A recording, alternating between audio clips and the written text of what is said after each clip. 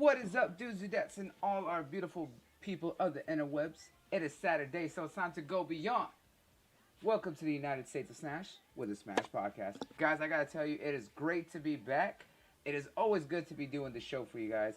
Even though today we are running a little bit light, the whole crew, uh, life happens, it got in the way.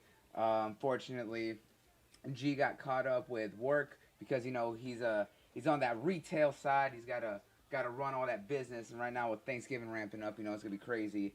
And hopefully everything's good with our brother Soul. Right now he's stuck at the car shop because his car went down and he was kind of stuck over there. He might try to swing by later if he can, but if not, we understand why. And then Ops being the lawyer, he's filing paperwork for the family restaurant. He's got to do that stuff. But of course, you got your two favorite kings here as always. So it's always good to have my brother. I'm glad he's being a little bit more consistent. So give love to the Kanji King himself, the Japanese man. He's speaking the plan. What's good with your Kofi? Not too much, man. Thank you so much for having me on the cast, man. Love talking good anime, catching me up on everything that I've been missing. But yeah, shout out to the rest of our panel that is, working through what they got to get done. But yeah, excited to talk anime, excited to talk some of these topics. So yeah, let's get into it. All right, and of course, you already know who it is. I'm your boisterous host with the most, Bloody Nux, aka They Got the Gamer, and your resident anime king. And guys, we got a very interesting lineup of news for today, right? So, it's not the, not May the 5th be with you, or Return of the 4th, or anything like that, but, or I think I got that all backwards. Either way, it's not Star Wars month, right? But holy hell has the past week been nothing but Star Wars news. And there's a lot going on. And a lot of it, some of it good, some of it bad, and some of it is just a little, it could be out there. And we're going to hop into that. And kind of off the starting point that we're going to go ahead and jump in is we're going to start off with some good news. So, The Mandalorian, right? One of the brand new TV shows that's going to kick off Disney Plus. Great. A lot of money went into it. Looking phenomenal. Absolutely excited. I know I am. It looks good. I can't wait to see more of the story of the rise of, young Jango Fett. Or Boba Fett, my bad. Young Boba Fett. But here's the interesting thing, right? They confirmed earlier in the new trailer, earlier this week, that young Boba isn't going to be the only one who's going to be rocking any Mandalorian armor. No, they actually showed there's going to be another character who's actually wearing a variation of the Mandalorian armor with a different helmet and stuff like that. So, it's actually looking very interesting on how that's all coming through. So, with that being said, what are your thoughts on that, man? So I really like the Mandalorian lore, but I only like it because of what we've been revealed to in the movies. I can't speak to the novels. I know there's a lot more backstory if you have spent time with it. We've even had some games that touched on the Mandalorian world, but just the overall appearance of Boba Fett, Jango Fett, always interested me. So the fact that the show is even happening has me really excited. I am looking at the variation of the helmet now. I think it's awesome. So one of my biggest criticisms of Star Wars, even though I do like the world, is I feel like there's always how do I word it? There's not enough explanation of the great. Yeah, like I want to see the world expand. I understand Star Wars is going to be a lot of death because people are at war, but the Skywalker lineage is starting to make me feel like there's only one lineage that matters. Yeah. Yes. And the Mandalorian lore can expand that greatly. So if we're looking at more than just one Mandalorian hero or protagonist, antagonist, I'm excited. I want to see a rotation of interesting characters. I really think that's what keeps people attached, right? Because you'll have one character that you like or their storyline, but it may not necessarily be everybody else's favorite. And Yeah. So I'm hype.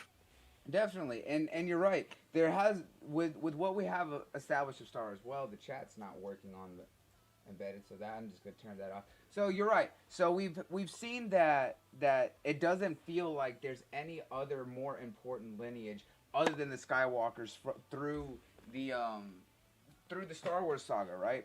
And right. Part of that was with all the books, right? They had the expanded universe with all the books. That was well during the George Lucas years. So we had plenty of others that added significantly to the lore. but we didn't get much in the movies or TV series or anything like that until when Disney took over. They kind of got rid of a lot of the expanded universe. They made those the Legends novels, right? But they started to expand it and build up on it, like we saw how they expanded the Clone Wars by making the Clone Wars TV series, and then that later on transformed into Rebels. And we're seeing that now. It's not just about the Skywalker saga. We saw what happened to Snips or Ahsoka after she went off and did her own thing. And before everything that took place in Episode 4, we saw other Padawans and other older Jedi's who were trying to hide, but trying to start building up the Rebel movement. You know, they were a part of that and kind of building that up with them, right? And then they saw how they went out and looked for Ahsoka and were starting to try and hide from the rise of the Inquisitors and all that stuff, right? So we saw quite a lot of that build up. And now that we're seeing more expansion on the Mandalorians because Jango Fett and Boba Fett were the last of the Mandalorians. Right. They were the very last ones. The other time we see the Mandalorians is from the games, like you saw with specifically Knights of the Old Republic. There was a lot of that because the Knights of the Old Republic took place right after the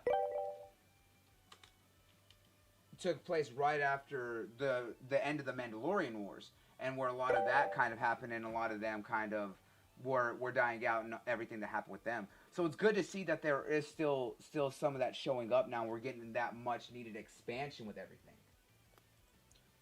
So are you day one for Disney Plus? I am absolutely. I'm absolutely sold on Disney Plus. There's a lot going into that I can do for that. Yeah. Yeah, it's a pretty good deal. Yeah, and especially if you look at the combination of what they're doing with Disney Plus and with Hulu, that's a wonderful deal for both of them. So tell me about that pricing model. It's like $12 for just the Disney Plus, but what is like an additional cost for Hulu or something? I think it's gonna be like 17 or $18 for Disney Plus and Hulu, and I believe that it's gonna be Hulu with the advertisements, but I believe they're saying that they might offer a higher rank where you'll get the Hulu without the advertisements.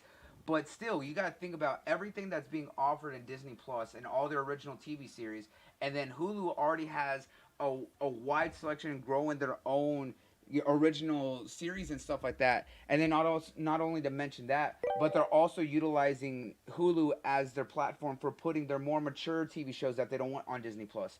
So they said that we might see more of the mature Marvel series and stuff like that on Hulu Plus, like we already saw with with things like the Runaways and of course Legion with all their ties to FX and everything else like that. So we're kind of seeing a lot of that. Thanks for the sparks over there, Jesse. So it's good to see that. So I'm kind of glad to see what they're doing with this, and this is a great price model. And not only that, think about Hulu being the other half of one of the big contenders for anime, because of the fact that anything that's right now, Hulu has the deal with Funimation. So for people who want to see those shows in dub or even sub, they're getting both of them on Hulu. That's it, going everything with Funimation and their things, and then Crunchyroll's getting the other half, and then Crunchyroll has a partnership coming up with HBO Max and all that. So you got to think about these two bundle deals are some of the best that are coming out for streaming, and especially as anime fans for us. Yeah. Everything under the Disney umbrella in partnership with Hulu, it's very competitive to say the least. Like, I'm very impressed. So I'm actually going to Hulu right now just to see, so I don't subscribe to either.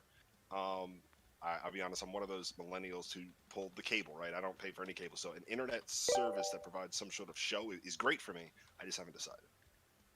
Exactly, man. And that's the good thing about this. So right now, seeing how much they're investing into The Mandalorian to expand on Star Wars, I'm all with that. I really want to see it. And seeing the fact that we're seeing variations of the Mandalorian armor, if they can explain why there is different styles, if it comes from different Mandalore tribes, that would be awesome to hear about. Yeah. Like, grow the world. This is a great opportunity to do that. Exactly. So, with that being said, we're going to go on to our next topic with Star Wars. And this is going to be the interesting one, right? Gentlemen, welcome to Fight. The interesting thing about it, right, is that Bob Iger himself, right, speaking of Disney Plus and all that, Bob Iger, the CEO of Disney, actually stated that he actually wants a slowdown on Star Wars content. And a lot of people took that information thinking that's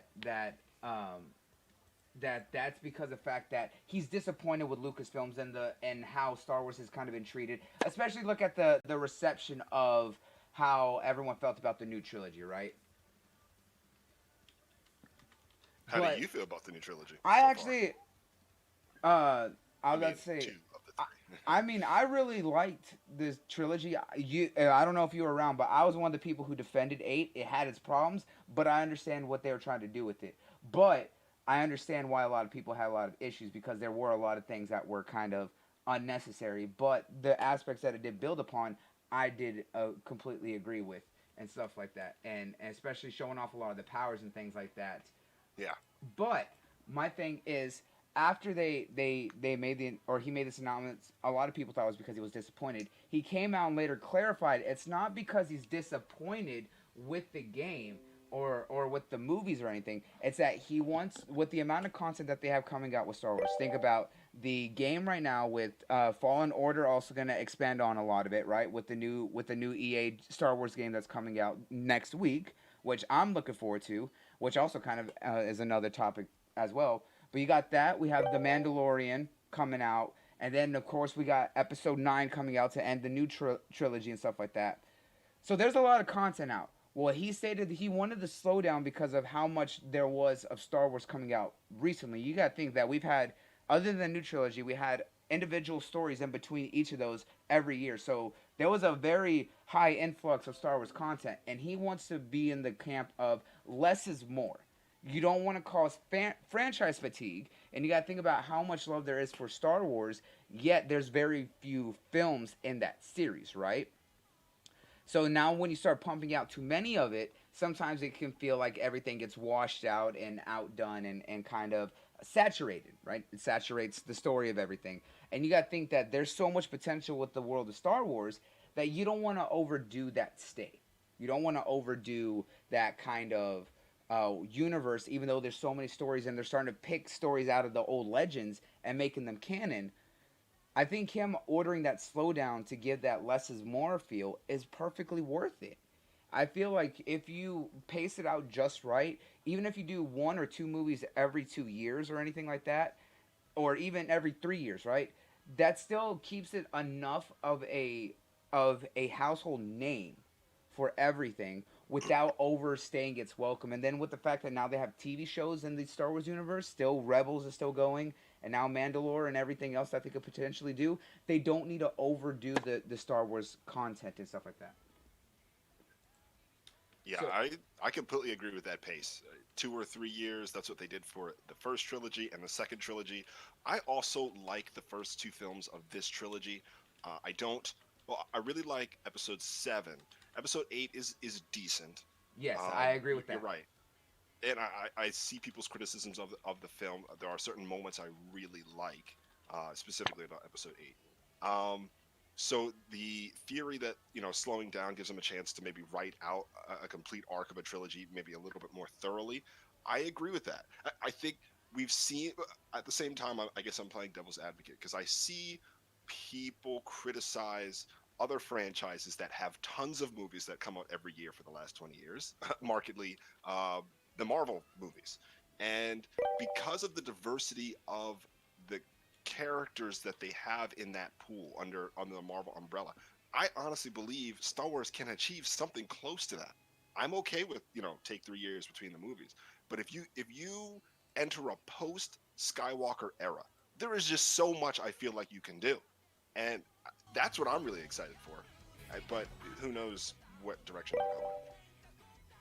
Exactly, man. Like there's a lot that can be achieved and done perfectly when they take the time and let the see what it does post era and see how it all plays out, right? So I think them actually taking this time to let things settle and pushing it around and kind of taking their time with it and calling for the slowdown would do so much more for this, especially now that we're coming to the end of the new trilogy.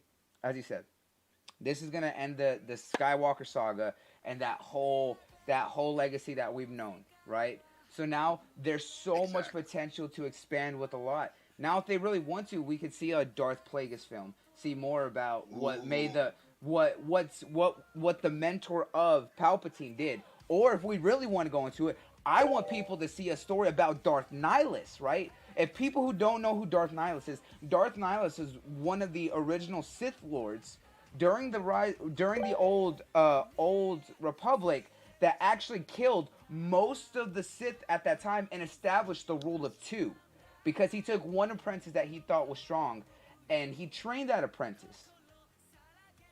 And then when that apprentice tried to rise up against him with his own apprentice and he killed his apprentice, he took the apprentice's apprentice and trained him and was eventually defeated and created the foundation for the rule of two.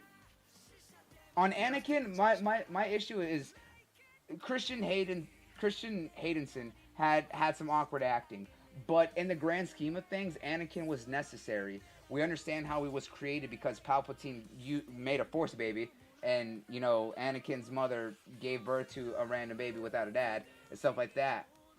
But if you read a lot of like the Anakin Skywalker comics and the Darth Vader comics, he has a very big role, and seeing that war of what tears up Vader is greatly needed in the story, because he eventually creates so much of a personality to being angry, he creates another personality. Vader and Anakin are two people, and he feels so much in Vader's mindset that he has to kill Anakin physically. Exactly. Yeah, couldn't you just preaching to the choir, because I completely agree. There are certain. I mean, I don't know if you wanted to touch on. Okay, yeah, you underestimate my power joke is a little bit. He could have made that much more impactful if he didn't just sound so awkward. But I get where the line was coming from, and I thought it made sense, right? He did try to, if you looked at it tactfully, Obi-Wan was a tactful person despite being reckless at times. But Anakin really thought he had a lot of power, and he said, "You're underestimating me." If the delivery is what kind of killed it, right? If he delivered it a lot better, it could have had a lot more impact. Let's put it that way, right? Because that's what Jesse was saying in the chat there. Yeah. But go ahead. There are certain parts where I feel like Anakin does. Like, I'm thinking about episode 2 personally.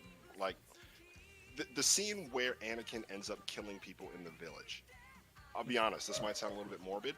The more you show of that scene, the more you show a tormented character. Yeah. You don't need to show it for violence sake, but you need to show it like somebody who is transforming into something much more sinister. So I think there were opportunities missed, just like in the story beats of the development of Vader, that we missed. So while I like episode 2 and 3 well, I don't really like episode 2. Episode 3 has some highlights that I really like, action wise. Oh yeah. So I understand the complaints with 2, but I was like, 2 had its good moments, like the battle on when the one with Mace Windu. Yeah, when the Republic comes to fight the Separatist forces there, when they had to free Anakin and Obi-Wan, where you had all the Jedi storm and the showdown between Jango and Mace Windu and all that. That had its moments. I was like, even some of the the first time you see Jango Fett, when Obi-Wan goes to what's it? Cantu? What was the name of the planet? Oh yeah, it's Cantu. Oh, Camino. It's Camino. When he goes to Camino, because there he's looking about the inspection of all the new clone troopers and stuff like that, and that's when he first meets Jango Fett and stuff like that. Like there's a lot of scenes like that where it has its impact, but I can understand why a lot of people didn't like 2 as much. But speaking about the village, when he's killing all those raiders, yeah, it shows that he was tormented. The only person who understood him and stuff like that was his mom, and his mom was killed and sold off and stuff like that. And after that, he doesn't have a father. He doesn't have anyone he can really trust. He's being tormented by the fact that he can't love the woman that he does because it goes against his teachings. And yet the person who looks at him like that he looks to as a brother is just like, well, you gotta watch yourself. But he's like, you do the same thing, and he's just like, but don't do what I do. Do as I say. and things like that. And that's what kind of left him conflicted, because of the fact that his teachings, his guidance, his love, and the only person that he had to kind of keep him stable was all falling apart. So he just kind of lost it, and that's what Palpatine preyed on. Yep. So I agree that there's scenes in there that definitely had its needs, but in the grand scheme of things, the film itself wasn't the best out of it. Yeah, But agreed. But I when you go back and look at these films, you could see which parts are necessary, which ones aren't, and how they all tie together. And even if they're weak films, they're still not bad films. I was like, Yeah, like they're the just bad for trilogy. they're bad for that series. All right, that's what we have to realize. There's very few sci-fi series that do what Star Wars does. I was like, you know, you can look at Star Trek, but again, two totally separate styles of sci-fi, right? One's more science fiction, one's more science fantasy, right? Yeah. That there's a whole difference. But if you look at it in the grand scheme of things, there are bad films within the Star Wars franchise, but it in itself was not a necessary bad film. That's the way I feel about it. But I'm not disappointed. I'm glad they're causing the slowdown, and that Bob Iger kind of brought that forward and saying, hey, you know, let's take a minute there with everything. Yeah, I'm excited to see what happens. No, I totally get where you're coming from. Where you're coming from on everything there, Jesse. Get into the Star Wars universe. Don't let anything stop you. If you want to get into it, just hop into it. I was like, if you want, definitely start with the trilogy films. Watch through all of those, and go through and catch up. The lore's expanded, yes, but there's still a lot of ways for you to catch up into that, and things like that. So you don't have to worry about any of that kind of aspects. You know, if you see something that catches your eye with it, just go into it. Or if you want someone to give you suggestions, always look into it. Like, no, don't ever let anything stop you from trying a new series or anything like that. Just go into it.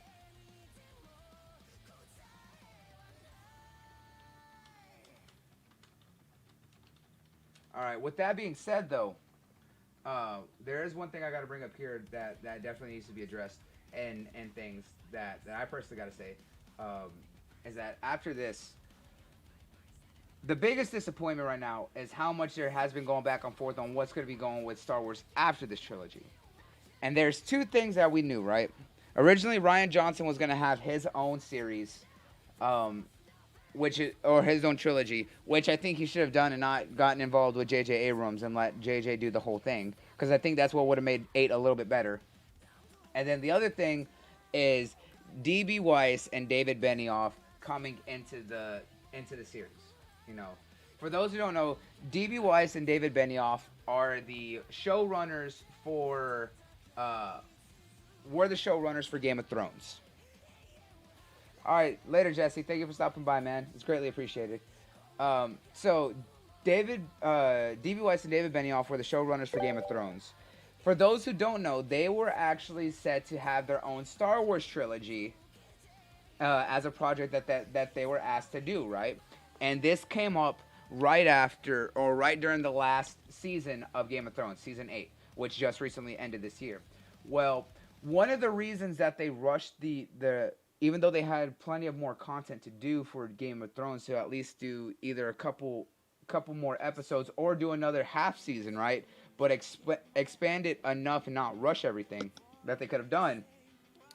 The thing that caused them to rush it during this season alone was the fact that they were going to start production on the Star Wars trilogy right after Game of Thrones. And that was before they also announced that they got a $200 million contract for exclusive content with Netflix. So they had, after Game of Thrones, they had Star Wars that they were going to work on, and then they also had the Netflix things. And there was a lot of wondering of how they were going to balance it out. Well, now we know why and what's going to happen. Is that they actually stated earlier last week that they were going to be dropping their Star Wars trilogy that they rushed the ending of Game of Thrones for, to focus exclusively on the content and deal that they wrote with, or that they signed with Netflix. Well, I didn't know that. I didn't know that had influence over them ending season 8 in less That episodes. that was one of the reasons why HBO was willing to give them more money to take as much time and expand and make the episodes longer if they wanted to, or do another half season. And they're like, no, we think we're kind of done and ready to move on. And this is after, while they were signing the deal to do a trilogy in Star Wars that was supposed to be set before the Clone Wars and the original trilogy. It was supposed to be an old, take place older. They were looking at around the older public time and stuff like that, but they weren't certain on what they were gonna do. But it was gonna be a Star Wars series set well like thousands of years before the canon that we know.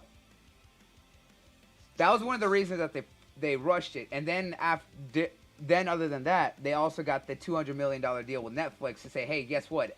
Exclusive content for us for 5 years, or however long that it was. And they said, yes, give us your money.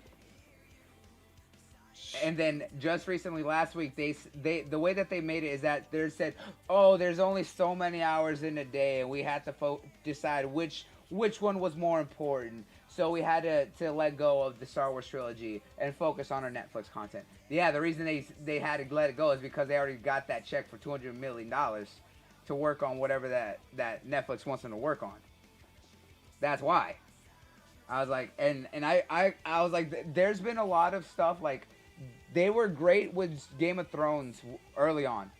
I was like, it was about season 5 or season 6 that there were some things that were being done that was a little bit kind of aggravating and kind of sketchy, because they were also working with the story writers, right? And then there was a bunch of stuff that they started doing that just made me aggravated. And when the fact that they got, like, I was excited at first when they originally announced that they were going to do a trilogy, and then as Game of Thrones went on, I'm just like, now I'm not so sure if I want them to do a Star Wars trilogy. Interesting. And then now seeing kind of how they're handling all of their priorities and stuff like that, I'm just like, you know what? You were not really meant to do anything with Star Wars. I'm kind of glad you're walking away, but y'all are kind of a bunch of assholes. So I was like, it's kind of left a bad taste in my mouth, and I'm kind of glad that they're off the project. But it also aggravates me that they played around with it for so long. What are your thoughts, kind of hearing about that, Kofi? Yeah, so I'm a person who has never seen Game of Thrones. I have not watched a single episode, but I know dozens of people who have told me how great it is until season 8 ended. Okay, everybody's like, Tyler, you gotta watch it. Get on season 1. It's gonna be hype. After season 8 ended, I lie to you not, people are like, don't waste your time. I go, what? Based on a couple episodes? Yeah, stop. Just stop watching, Kofi. I go, oh, okay. So for me, my experience was seeing a very divisive response, just like, I guess, in my personal circle, but then I would look online. Of course, we saw memes and people making fun of the fact that how it was kind of rushed.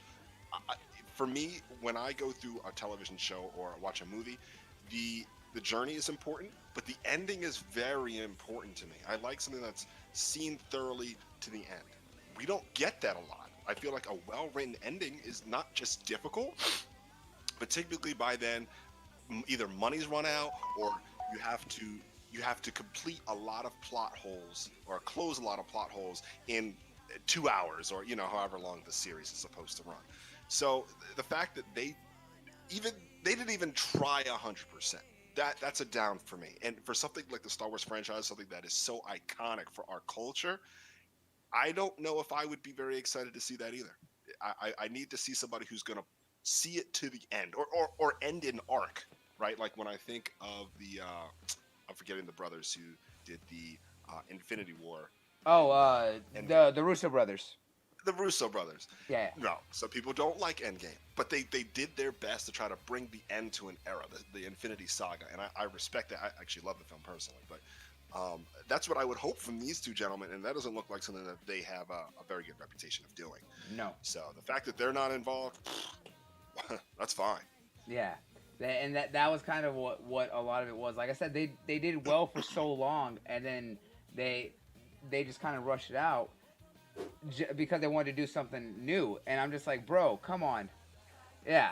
I was like, don't get me wrong. You do make a good point. It's hard to do a good ending to something that's very long running. The Russo brother, and you got to think about, especially since you mentioned the Marvel movies, right? there's many different directors with many different visions that they done with these characters and a lot of different portrayals.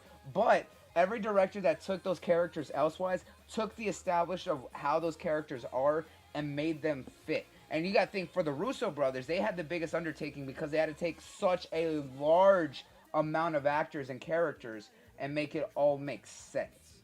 I was like, now, Endgame was a great send-off for 10 years of storytelling, but there are issues with it. There absolutely are. There are issues. There are still some plot holes and things that could have been done differently or left open.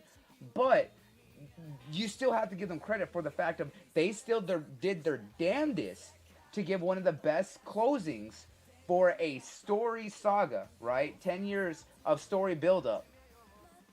And now they're starting the next one after they finish up now with that. And then, you know, what Spider-Man Far From Home set up. Now we got, who knows what's going to happen next. And that's gonna go on to the new directors. You know, the Russo brothers said they would love to come back, in 10 years and do the next big thing. And their big thing is still, what I've been saying that everyone's going to be doing is Secret Wars. I'm just saying. It's still my hypothesis. And amen. Hey, look, I met someone from Marvel, and they loved my whole breakdown and theory about all that, and they're thinking about it, and they popped in a few times on the stream, just sitting in the background watching and listening. I'm just saying, your boy's got he's put his words out there. That's all I'm saying. But Secret War is definitely gonna be the next big thing. I'm just We'll see. I was like, when I'm right, then I'm gonna slap everyone and get high fives from others. That's all I'm saying. But it's still something that's hard to do when you have so many different visions coming in, so many different directors. But you got to give them at least the credit of at least they were able to do the best send-off that they were able to do. These two were not able to, and I'm glad they're stepping away from Star Wars, man. Like, that's the best thing that could have happened. What they do with Netflix going forward now, that's a whole nother thing. And even Kuri there in the my girl Kuristina said there in the chat that she loved Endgame, but she has a few critiques, and that's fine. You can love a film but still critique it. That's the way you should do it. Okay, but I'm kind of glad that those two are off this. I was like, I did not want them on this anymore. I was like, that's just caused a lot of heartache and a pain for me for seeing them continue with this. But with that being said, the last thing that we have Star Wars related, right? There's one last thing here Star Wars related that we have here.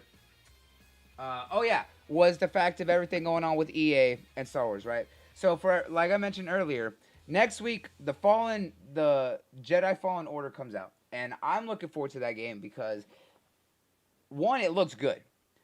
And it looks like a mix of Dark Souls style gameplay, but they also said it's going to have a lot of Metroid Prime inspiration where you got to go back around and collect stuff, a little bit kind of Castlevania-esque and stuff like that, and come back to other areas and kind of explore around, and there's more than one planet. I was like, I'm all about that. I was like, I expect that from a Star Wars game, and the gameplay that they showed off looks interesting, right? The fighting looks cool.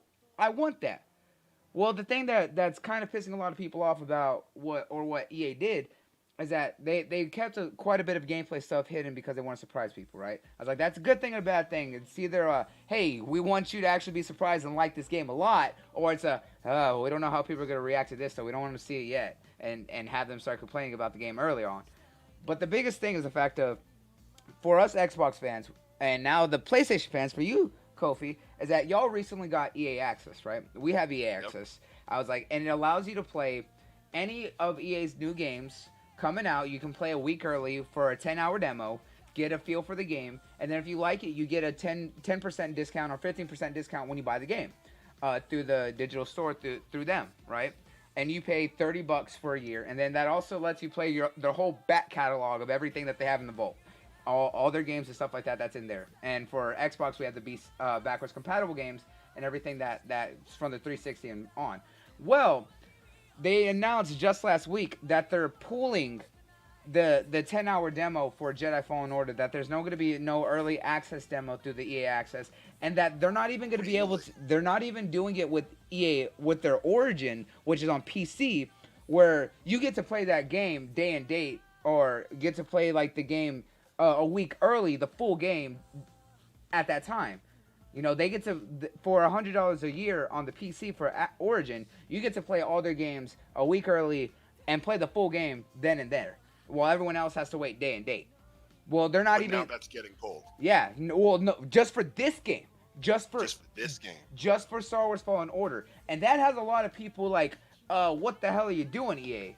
So one, a lot of people want them to get rid of EA access on consoles and just give us Origin and allow us to pay the $100 a year or whatever like them and play all the games full a week early like PC does and be able to go from there instead of having this tiered system that is a pain in the ass. And if we like it, you know, still get the discount but be able to buy it outright like they do. Or if we keep it as long as we have Origin access and stuff like that, we get to play the games whenever. But the fact is, there's a lot of controversy about this, is the fact that they pulled it specifically only for Jedi Fallen Order. And I don't know how to feel about that. Hearing that, what are your thoughts on that, Kofi? Wow. So, I'll be honest. I wish I had a meme of me just taking EA and throwing the whole publisher in the garbage can. Now, I'll be honest. I am not an advocate for EA. They are the home for some developers I'm very impressed with this generation, especially Respawn, developers of Fallen Order. But often, their relations with certain developers that no longer exist were some of my favorites. Visceral got shut down. Visceral's my number one. My Yep. absolute number one. Dead Space was one of those games that I had terrified myself and actually played on the hardest difficulty just to be able to say, hey, look, biggest, thickest energy right here. No one else is doing that, because doing that game. All right, so if you beat the first one on the hardest difficulty, right, you only had 3 saves. You had to run through multiple chapters and rush it to make use of those saves properly. I was like, I had to space it out every 4 chapters, right? Because there was 12 chapters of the first game. And that was hard because there were some fucking hard boss battles in the beginning that sometimes you were well underprepared for. And if you got messed up in them or got caught off guard because they hit you a lot harder on the harder difficulty, hours reset. Hours wasted. Jeez. It is. I got all the achievements for the first game, though. I was like, I did it. I was like, anyone who tries to talk shit can get hit. So I just want to throw it really quick. I have a lot of games I play right now that I love. So ranting negative is something I try not to do. But for EA, there's just so many negatives around it, especially around, like, recently Need for Speed Heat and interesting controversy where they do not have microtransactions in a game, possibly because they don't think it will be very successful, which is an interesting perspective for a company to take. So there are things that are even recent that make me not want to spend any money with that publisher at all. Yeah, and you know the worst part about it, right, is that I watched K Mega stream Need for Speed Heat the other day. It actually is good. Like, that is going back to the style of Need for Speed that it should have been. It's a fun arcade racer. You do legal things, right? You do your you work on your car, you do your hustle during the day, as they say, hustle at day, try to have fun at night and stuff like that. You do 2 different things. You do the legal races and show off for the car races and stuff like that for car shows during the day, and then at night you do the street race kind of stuff while also avoiding the cops. So they also integrated the aspect of where the cops will chase you in the middle of a late night street race, and even though you win, you still got to escape the cops or whatever. I was like, and you got other racers. It actually plays well. The music is back to the old school Underground days, and the customization is what you expected, like, out of something similar to Underground. Everyone that has heard that's played the game has said that this is a great return to form of classic Need for Speed. And the fact that they turned around and said weren't going to, like, do a lot of microtransactions or anything because we weren't sure about the game kind of shows their lack of trust in their own developers. Yes. And that's what's annoying about it, right? This is a great return to form, yet they don't even have that faith. It's like, come on, get your priorities straight, EA. Yeah, like, one other thing I saw is that the price of the game for this holiday is already close to half the price of retail, and it's been out less than 2 weeks or less than 1 week. That's crazy. It's gonna be like $35 coming into the holiday sales. So you're right. The lack of faith. I don't want to stay on the soapbox with EA very long because I could just rant about how much I hate them. But here's the last thing I'll say. There's a trend The developers go there to die. Some of the best developers in the world release games that are somehow average under that publishing rights. I often think of Insomniac, right? We think of them as one of the world's greatest, right? But then they release Fuse, and Fuse is just eh. And then Criterion goes there, the iconic developers of Burnout, and they just eh. There's just too many developers I can name. So, well, luckily with Insomniac, that was just a publishing deal for Fuse, and Fuse was fun, right? I'll say I played Fuse with my roommates. The game is fun. It's just not as good as it could have been, because I know what they originally were trying to do with Fuse, but it didn't come out that way. And the way that they ended that story, they totally could have done a sequel. Was really good, really enjoyable. But EA, you're a nicer man than me. Yeah. Did you not like Fuse at all? I just it was okay. You're right. It was okay. Yeah. Like I said, it had potential. It had potential. It did. You're right. But yeah, it was just one of those things that kind of hurt it a lot, and it sucks that they did it that way. But who knows?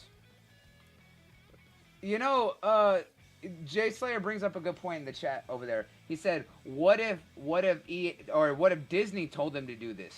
You know, with Respawn's game is to hold off on it and not let it be early access. It's possible.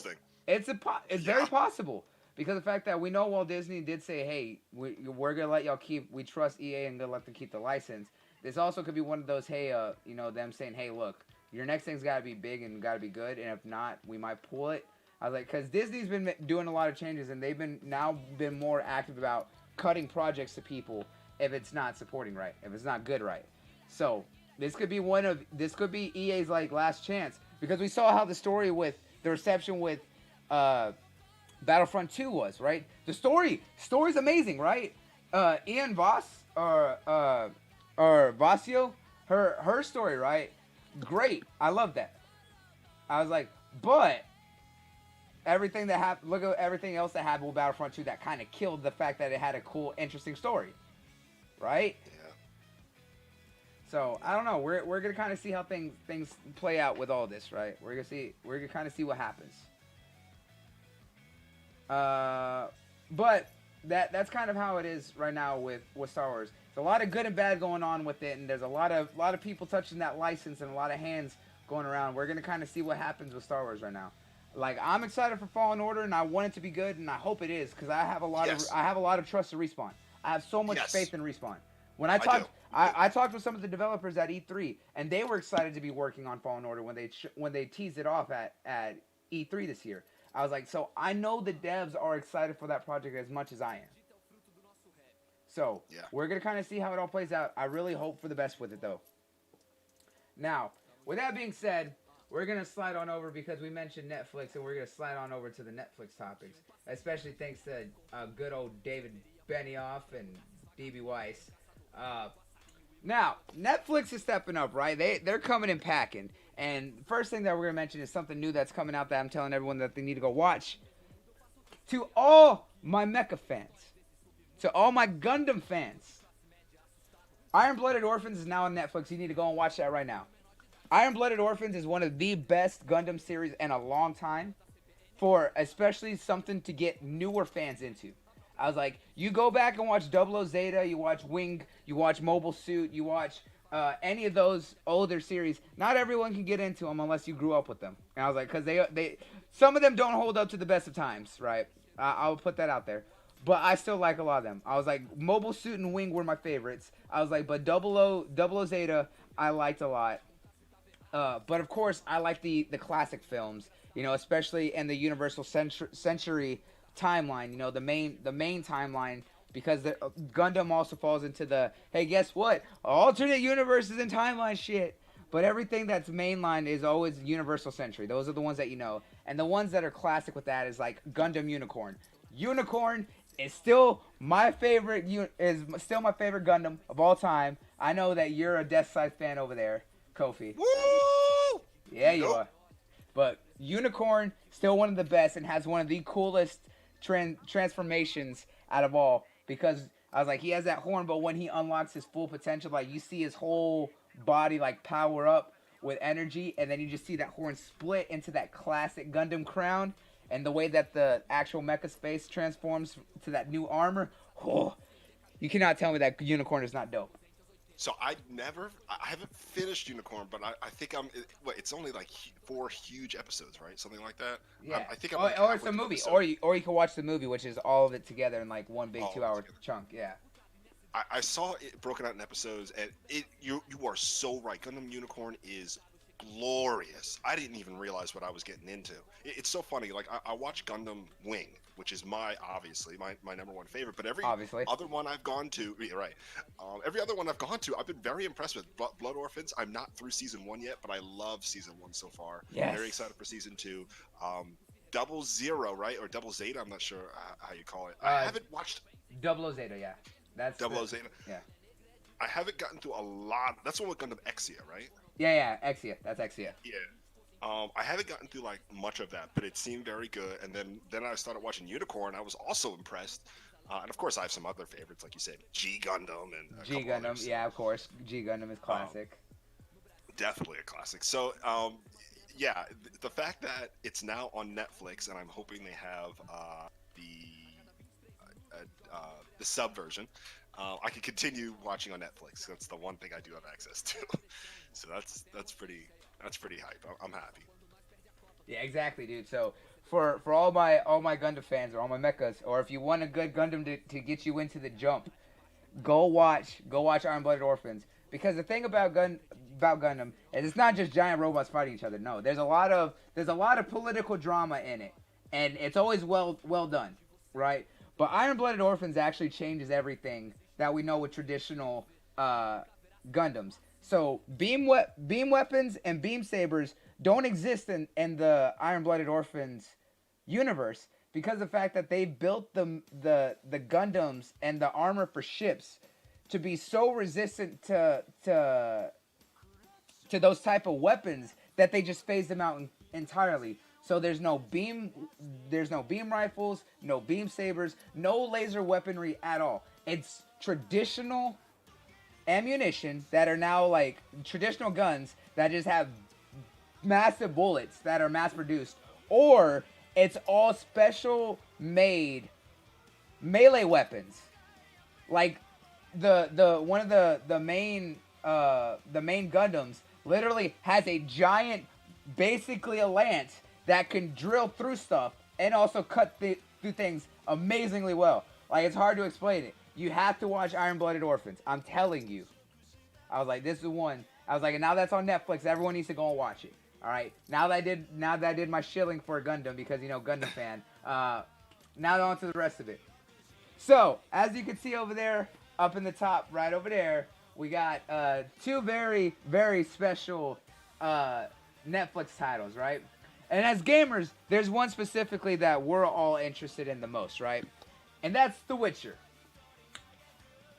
The Witcher is coming out, and it's interesting, right? We're gonna see the story of a young Geralt of Rivia, and this is gonna be Henry Cavill's big breakout role after being Superman in Justice League and kind of the good and bad that came with that, right?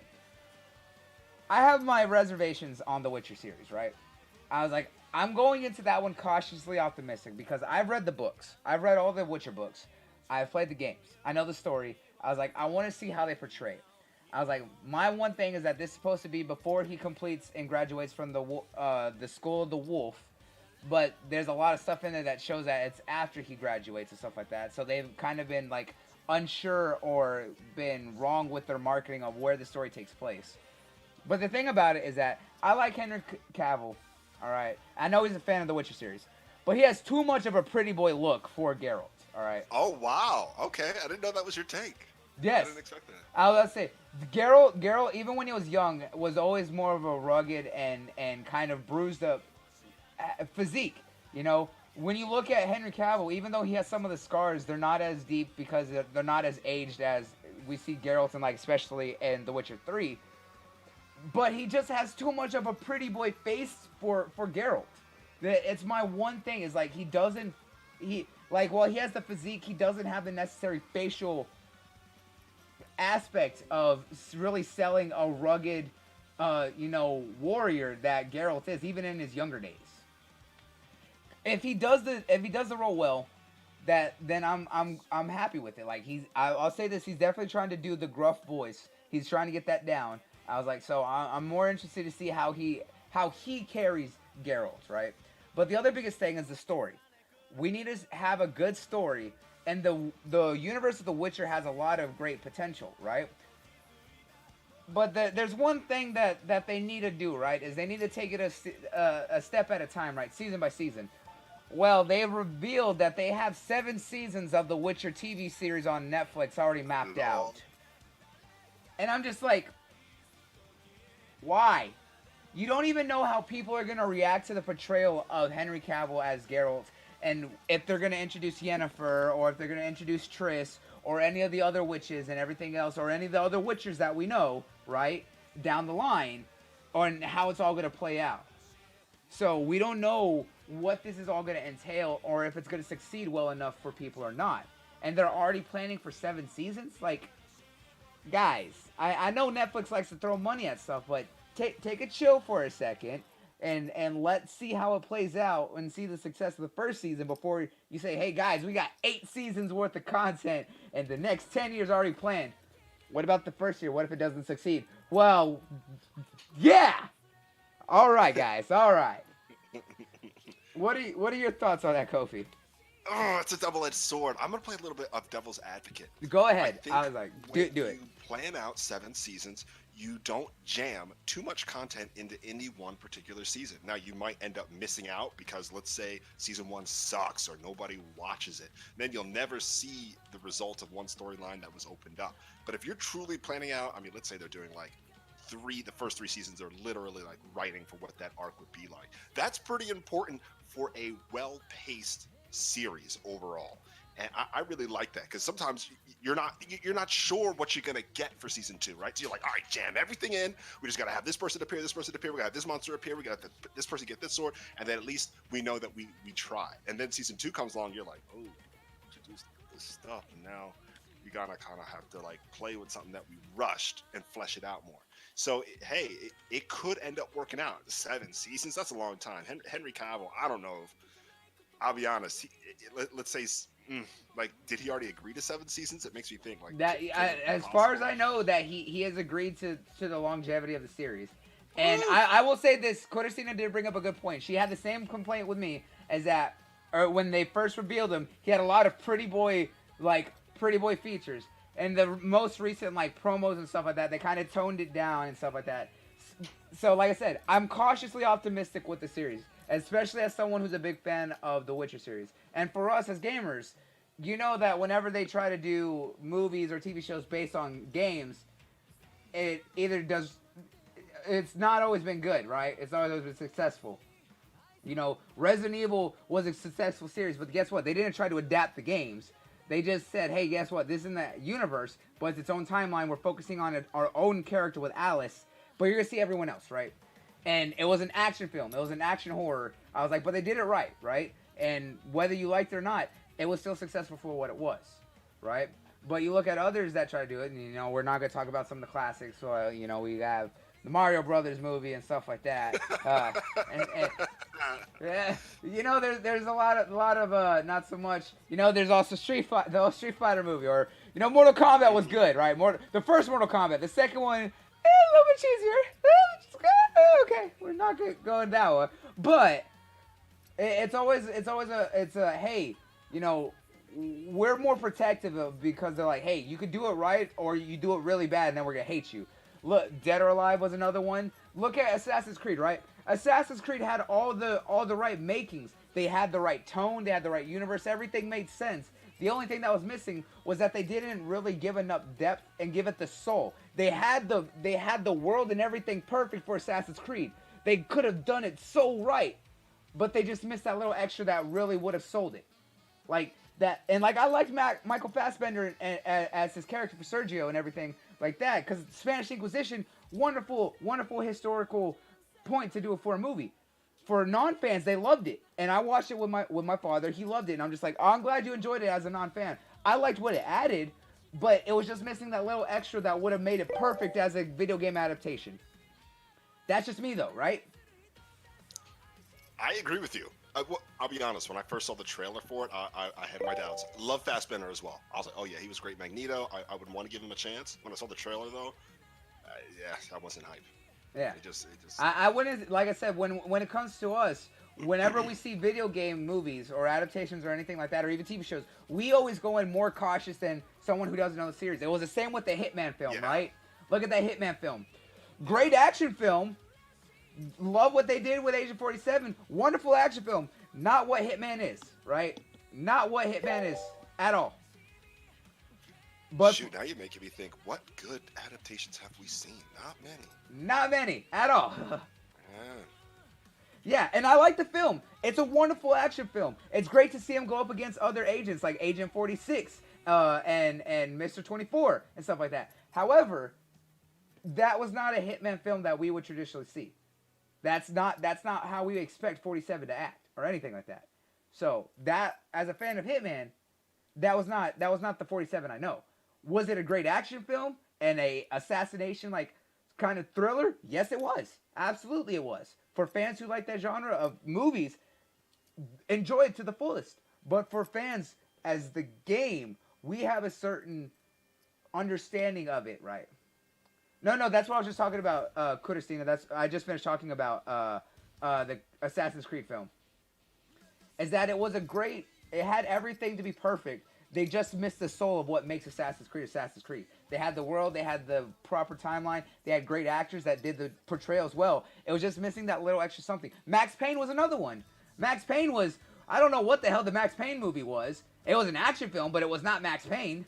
Although I do like the symbology that they did talking about, the fallen angels and everything with the drug.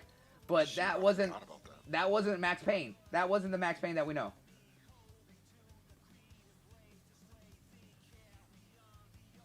Yeah, like I said, I liked the Assassin's Creed film, but it's a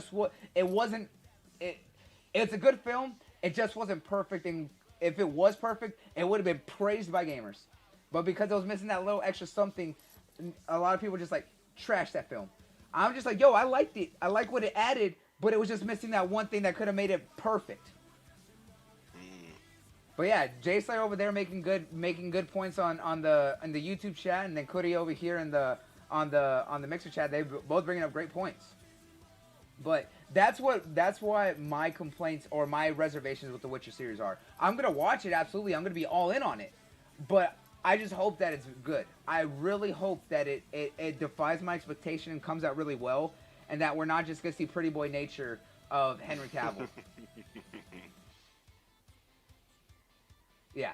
So with that, we're gonna hop onto the next Netflix series, which is the one that I'm personally excited for the most of, because one, I'm a fan of this series. It created its own genre of gaming, and its adaptation as a story and an anime has actually been successful, and that's Castlevania, right? I'm a massive lover of Castlevania. I was like, I'm all about the story of Alucard and the continuing war with Dracula, right? I was like, and specifically the eternal war of the Belmonts with Dracula, because the Belmont family has no luck when it comes to dealing with Dracula. Like, honestly, if you watch, or you played Castlevania 2 Simon's Curse or everything, like, and then everything that after that, Dracula really kind of fucks with the Belmonts way too much. But the Castlevania series has been amazing, right? I was like, we saw a new Belmont that we haven't seen in previous stories, which is Trevor Belmont. I was like, and we saw that he was a traditional demon slayer or demon hunter and carrying the Belmont crest, but he was exiled from his family, right? So he just goes around helping, but kind of a dick, right? Kind of a drunken asshole, just kind of doing what he's got to do to scrape by. But along with it, we also saw Dracula as we know him. Classic Vladimir Tepes.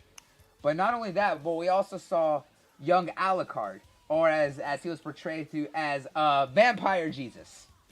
Because, Trevor has to be a dick whenever dealing with people. But we saw the Speakers, something that we knew in the lore, but we didn't see much of. Speakers are traditional magicians, as you would say. They're able to use the elements of the world because they know the magic and history of the world through the written scriptures that have been lost to time. So they carry that spoken knowledge because it can't be written down. So we see the rise of the speakers, but specifically we see one main character, which is Sypha, which also becomes the love of, Trevor by the end of season 2 because of the fact that she's the only one who's going to deal with his dumbass.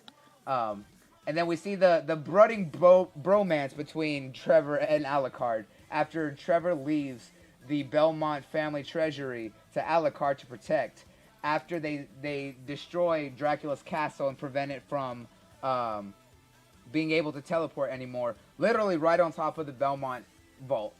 Well, I was at New York City Comic Con this year, and they mentioned that the cast was there talking about Castlevania Season 3 and how they were excited for it and kind of what they want to do with it going forward. Well, earlier this week, the director actually made a tease of Season 3 by posting up a picture of them finishing up the episode 9 of the Season 3 by showing off a picture of Sypha as well as some of the staff working on the series.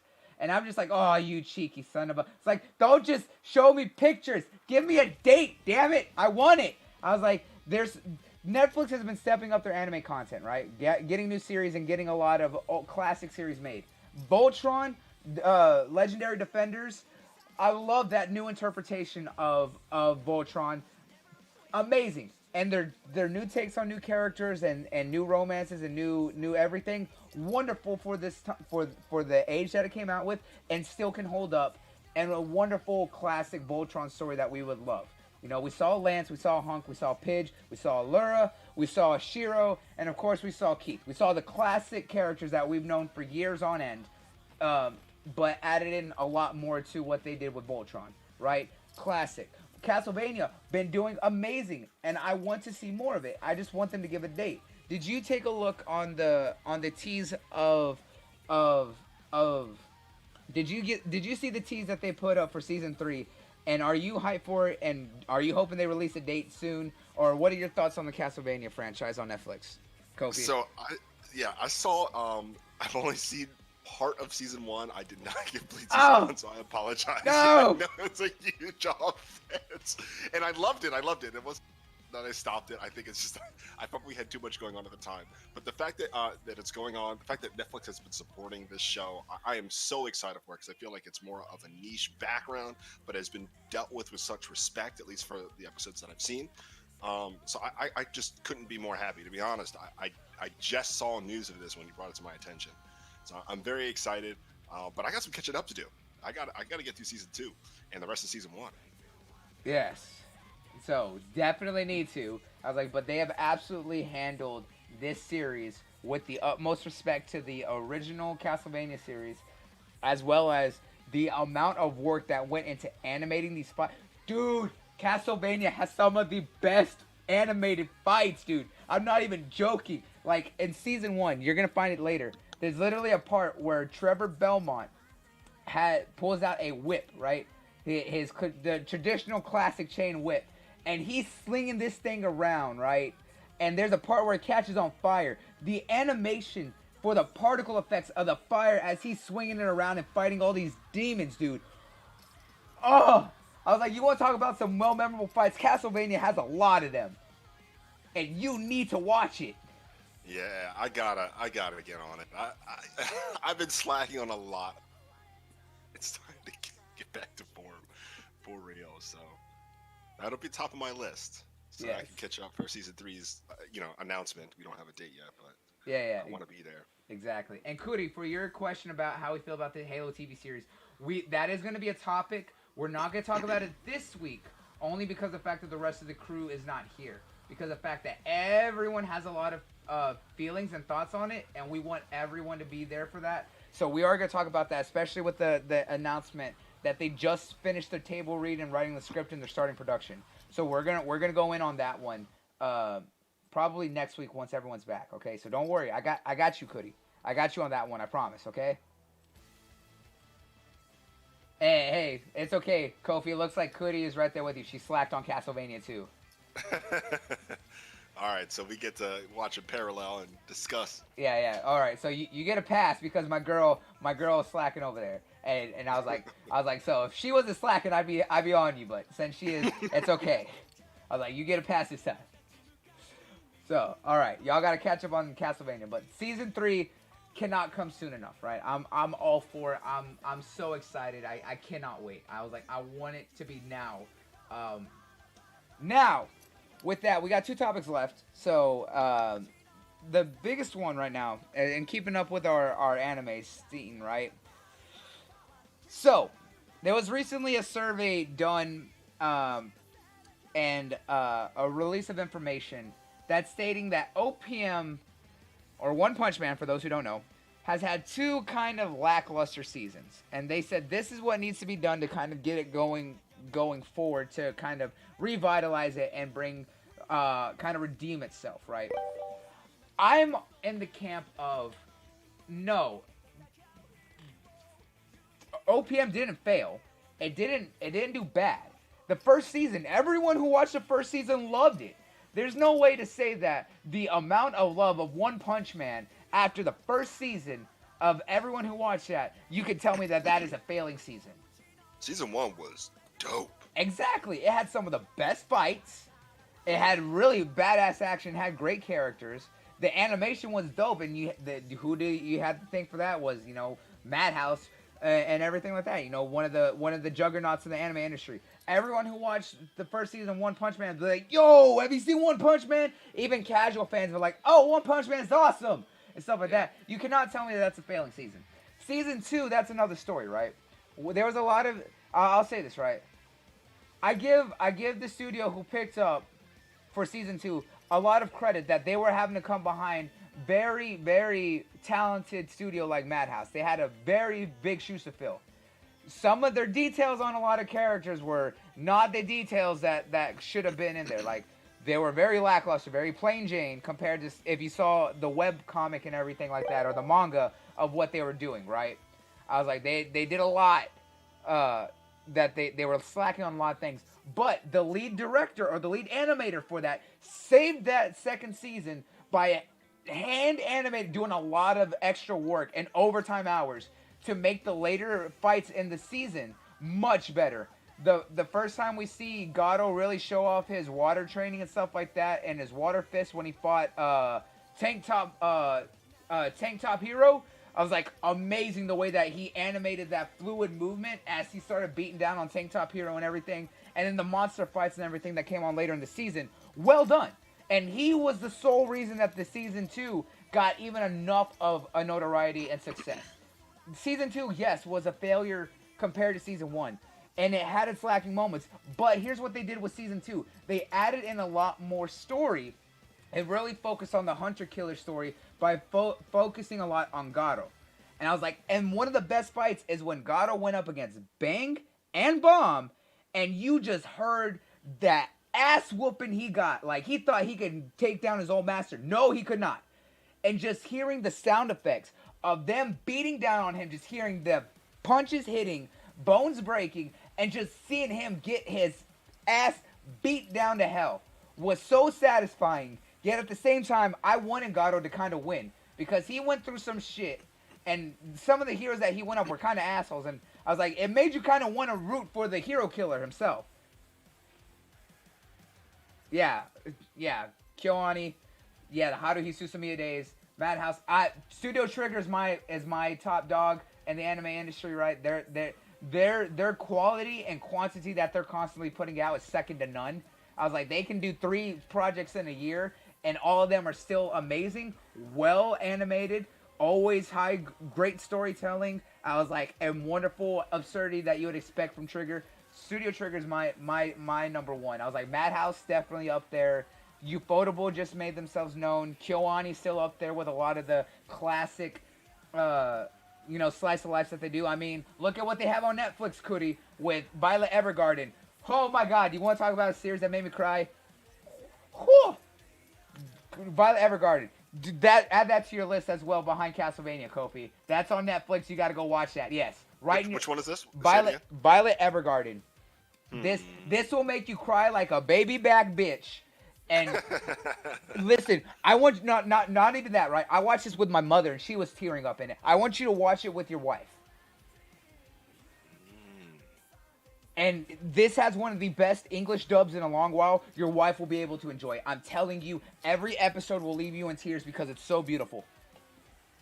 Jeez, it's like that. Yeah, because I told Op, and Op didn't believe me, and he came back. He's like, yo, I'm championing this anime right now. Everyone needs to watch it. Oh, really? Yes. Okay. Yes. So I'm telling you, go do it. But, like I said, I don't think season 2 was a massive failure.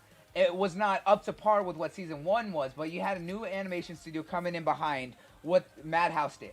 They had a lot to live up to. They did the best of their abilities that they could. They focused a lot more on the story. We got to see a lot of action, yes. We got to see some of the other heroes and a lot more of the S-ranked heroes and stuff like that.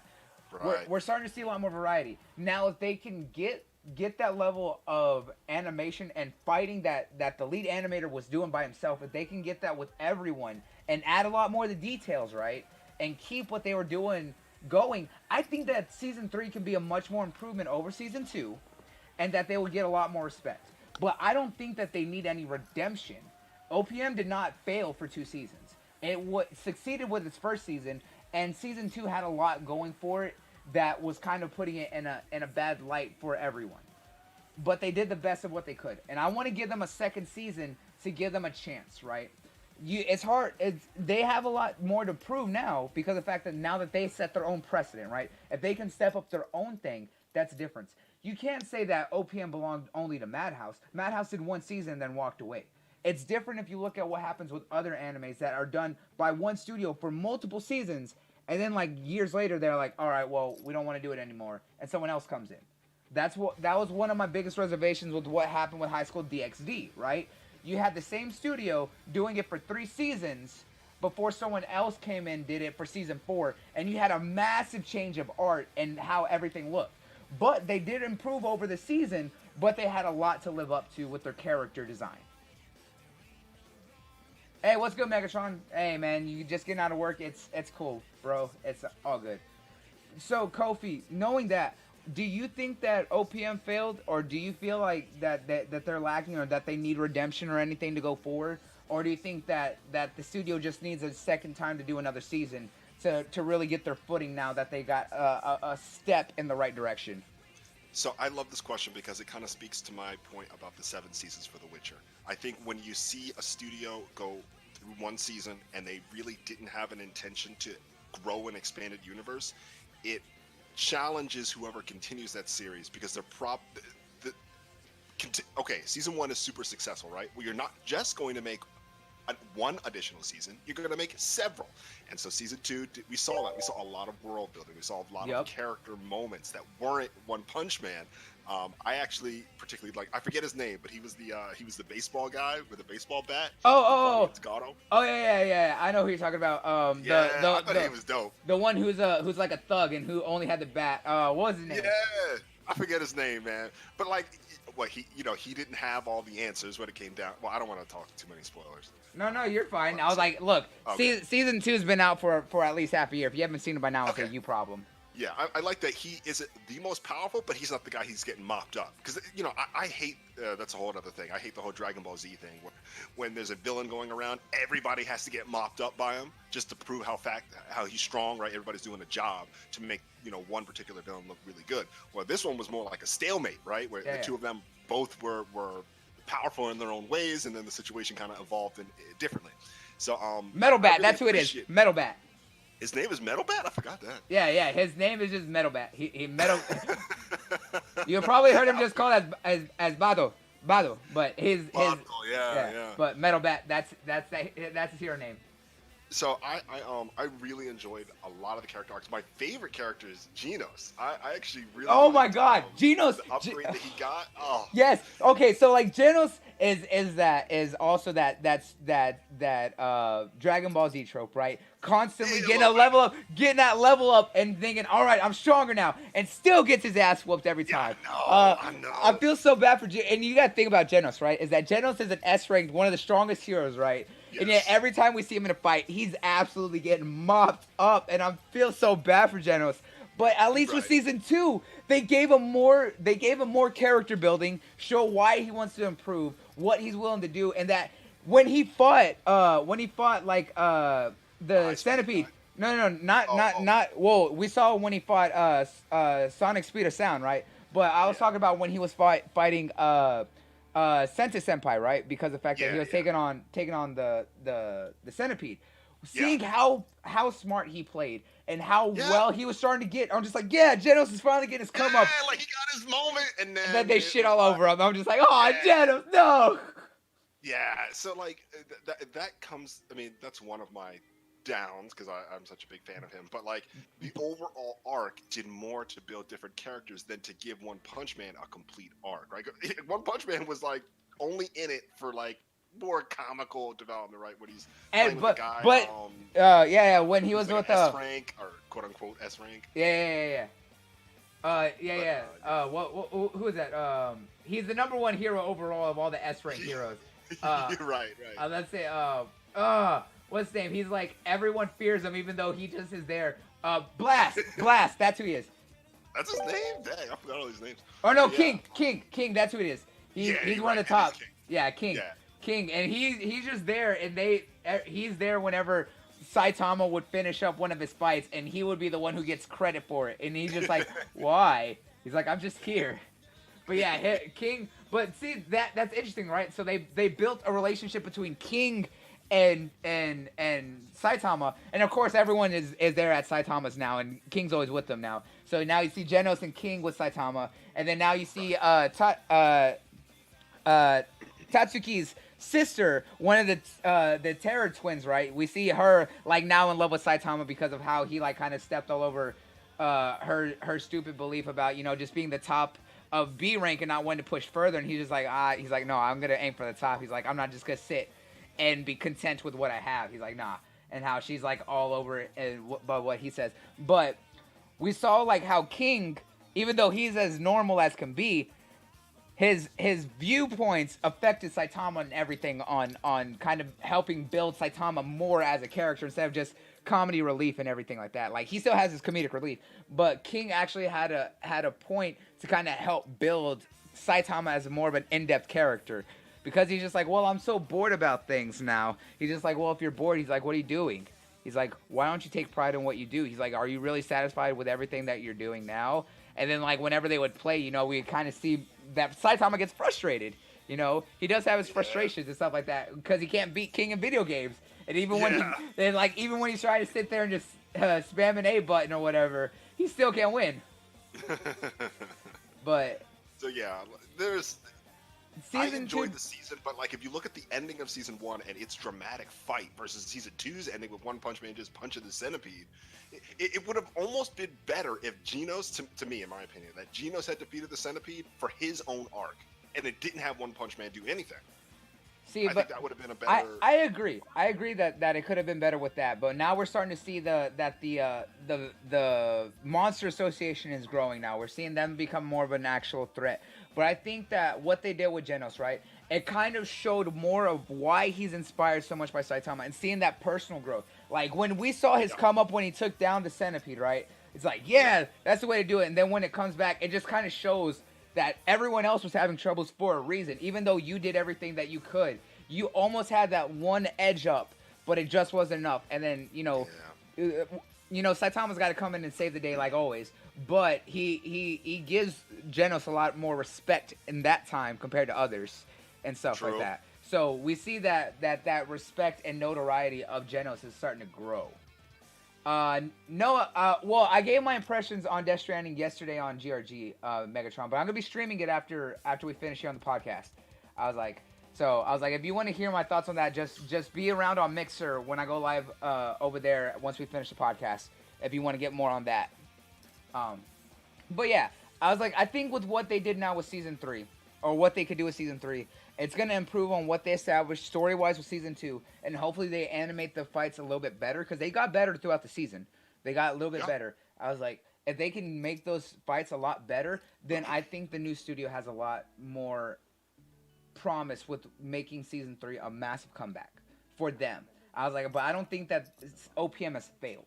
Like you said, I was like, Madhouse only doing one season, not wanting to do more, kind of hurt the interpretation, kind of like what you brought up earlier with talking about The Witcher. Right. So, I don't know. It's gonna be one of those things to kind of see. I was like, but I personally think that this survey saying that OPM failed 2 seasons is a load of shit.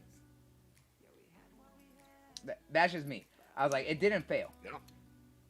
Yeah. Like when I look at something like My Hero Academia and the fact that they've had a long-term investment in this, you can see that all these early seasons are world building. Really, there's not like a lot that you can say that happened or anything really surprising in the first couple of seasons, but there's so many characters and backgrounds that we understand, people's personal stories, people who have lost something important, that so you could build to something very dramatic in the long term.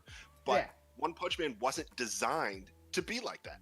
It was just one season, it's going to be awesome, and then it's going to end. And now they want to add something new, but now the continuation is long-term investment. It's just a completely different pace. Yeah. And that's what we're seeing. And the only reason that is, right, is because of the fact that now, One himself says, hey, now that he's kind of improved on his drawings a lot and he's worked with his manga artists and he's built a lot more of the story, he wants to, the manga and webcomic of One Punch Man has gone on for so long. He wants to be more. It was always meant to be able to do more. But a lot of people just, I was like, but the thing is, they like, how do we make it when it's a very much Monster of the Week kind of gimmick? But he started making the story arcs a lot as it got on, making them more in depth. I was like, but it seemed like Madhouse was just in it for that first step up and be like, all right, well, let's just make something dope. Which is typically what Madhouse does. Madhouse has hardly ever done a second season of most of their shows. They always do one-offs. And that's why Madhouse takes on very few projects. That's why you see years between Madhouse projects, because they're making it super bombastic in one big season, and then they don't never do anything. Even if they end on a cliffhanger and there's another season that could be done, they don't touch it. They're very rare to do second seasons, and that's my one hang up with Madhouse. Like, don't get me wrong, they make great quality, but it's still one of those things that just kind of up there,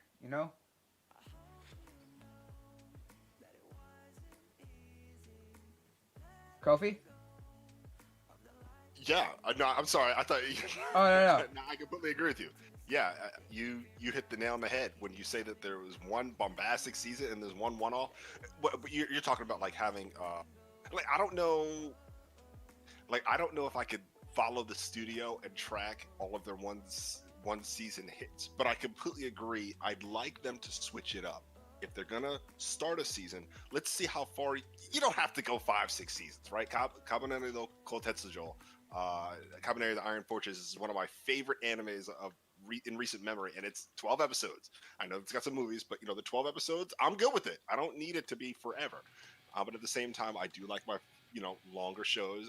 I love One Piece, or something that's like in the 50 to 60 range, like Brotherhood, Fullmetal Alchemist Brotherhood. So yeah, it just depends. It depends on, I guess, how much depth I want to see. And you know what? And look at Full Metal as a good example. So Full Metal Alchemist is a comeback on the series, right? But that follows more closer to the manga and gives everyone what they want. However, you cannot dog what the original Full Metal Alchemist did as its own original video animation. It was its own OVA because the fact the manga was still ongoing at that time. But they did it much darker and a much different take on a lot of aspects. Like, people, if you look at, especially the homunculi, right? You look at what was it? I think it was not Gluttony. I actually hated the original. No, Sloth. Did you like it? it? No, I liked the original because it was much darker. It was much darker. No. So hang on. So one, they made Scar a lot more terrifying, right? Scar was a lot more of a darker character, and Sloth was not the stereotypical homunculi that we saw in the manga. It wasn't just some fat, lazy guy, right? No, it was a failed mutation and resurrection of Ed and Al's mother. People fail to remember that there was a lot of things like that they did in the original Full Metal that made it its own unique thing. Did it live up to the expectations of people who are still reading the manga? No. But what they achieved with that OVA was still great. It was still great. But it pales in comparison to Brotherhood because Brotherhood followed the manga that everyone wanted to do. We actually got to see the ending. And, this is one of those times where we got to see the main characters actually have a full happy ending. Yes. That that's what I'm saying And, is like, that the original, it was darker. It was much darker. I was like, and it wasn't meant to be happy. But what we saw with the manga as the time went on, and then we saw with the ending, and then with Brotherhood, is that there was a lot of strife and a lot of heartbreak that ended how it had to go. But they were one of the few characters that got a happy ending after everything they went through and having to give up everything. You know, that's the one thing you have to look. You have to look at both of them differently, but they're both great in their own right. I really don't. I'm trying to make an argument that actually put together, but I thought you're right. The fact that Sloth was actually a failed experiment of Edward's mother was a much more complicated villain for Edward than the regular Sloth. But I guess I liked the main protagonists in Brotherhood had somewhat of a complete story compared to the original Full Metal Alchemist. Well, you gotta think with the original Full Metal, it wasn't a very long series because they had a definite end, right? Yeah. And they followed through with the story arcs, but that they got after the story arc when they first introduced Scar. That's when they started doing their own thing. They made Scar his own villain and stuff like that. Then they did Sloth, and then they did a little bit with the homunculi, and then that's where it ended, right around there. Yeah. But then you look at where Brotherhood, it went far past all of that. Yeah, yep. So they at least with the story that they had in the story arcs that they had, those villains had their point in time to the story that they were doing. It wasn't like they tried to push too much and then left it on a cliffhanger and didn't go back with more. Yeah, I guess for me, like, if you're going to introduce characters like Armstrong or introduce other characters like Roy, give them a complete, like, there was no significance to me to anybody outside of the brothers. Yeah. I don't like being introduced to characters that at the end of the day they didn't do anything. They just literally didn't contribute anything. Didn't even have one conflict. You know, the one detective that we all love, you know, he gets killed, which is, you know, an interesting, like, revenge story for Roy. Did Roy ever go back and have that? Oh yeah, the lieutenant. Yeah.